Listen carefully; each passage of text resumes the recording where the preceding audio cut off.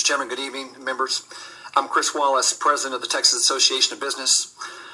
I'm here representing our TAB members, including our Keep Texas Open for Business Coalition, to register our opposition to Committee Substitute HB 2899. I have you here.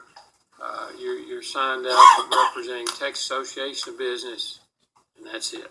Yes, sir. All of our members, correct.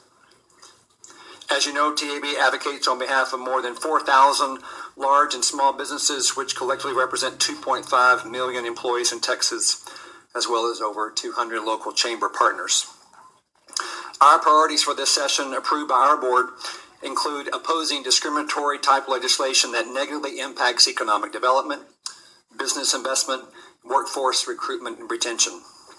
Our review tells us that this bill does just that. It negatively impacts the Texas economy. Earlier today, we updated and released our economic impact study conducted by Angelou Economics. And Angelou is here to answer your questions this evening. Please note that while the greatest losses, as indicated in the study, will be felt in the largest metropolitan areas, there's also a ripple effect to the rural areas of our state.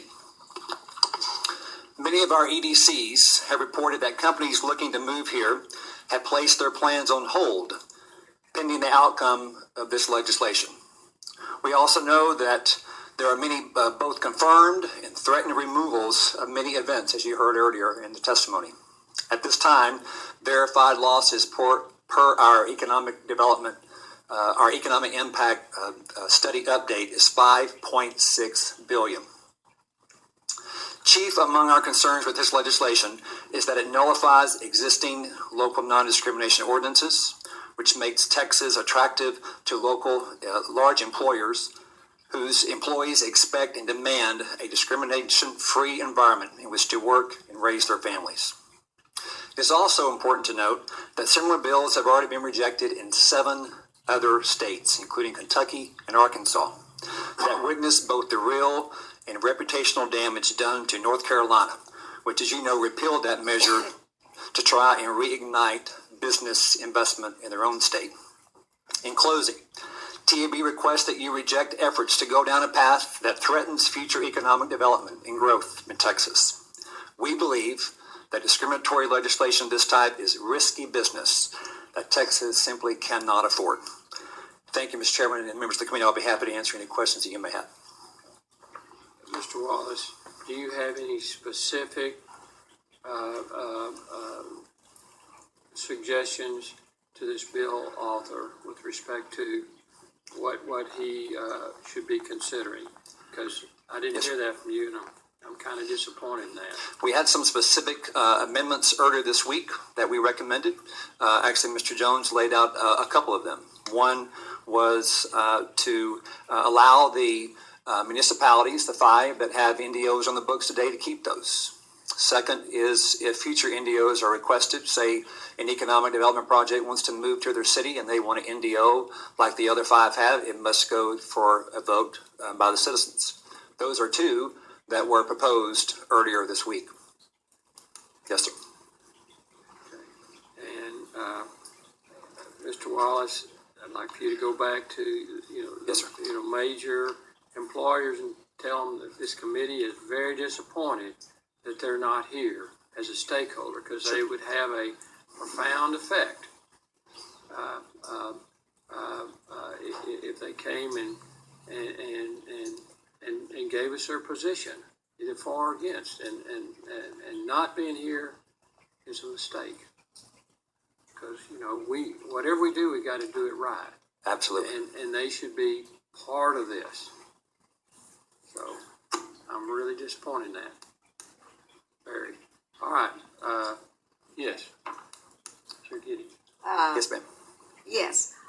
In terms of the companies that are part of the Texas Association of Business, what, if any, problem that these companies are experiencing would this bill address?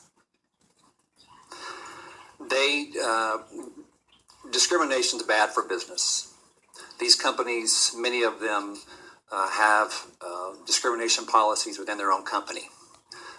They know that their employees, particularly millennials, and the report goes into in depth about millennials and how they feel about discrimination. That is our future workforce, a huge population within our state, huge population of recruitment of talent, which is why we're at the table today, is the recruitment of talent issue.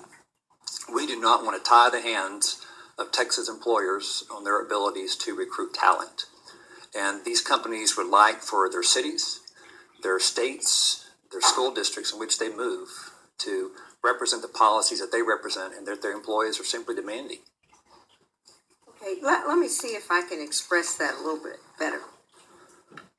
What, if any, problems are the companies the TAB represents would be positively impacted? What problem would this bill that we are considering address and solve for them?